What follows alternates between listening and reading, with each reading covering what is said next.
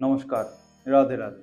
কালের গতিতে হিন্দুরাই কিন্তু সবসময় টার্গেট হয়ে আসছে, সনাতনীরাই কিন্তু টার্গেট হয়ে আসছে।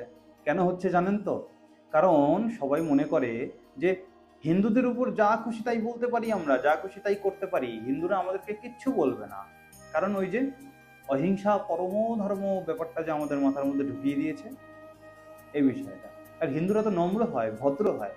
আমরা তো জিহাদিদের মতো, আমরা তো বিধর্মীদের মতো মারাকাটা করতে পারি না, করবো না, এটা সবাই জানে।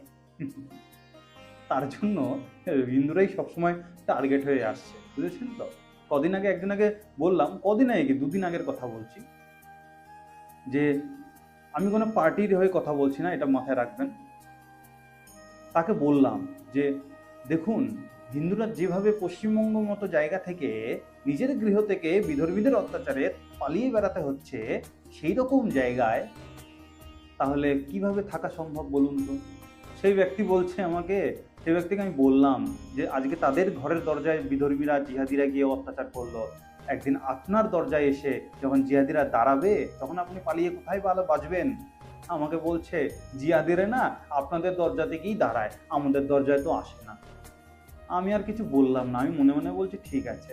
দেখেন, যে বোঝে তাকে বোঝানো যায়, আর যে বোঝে না না তাকে বোঝাতে যাওয়া উচিত না।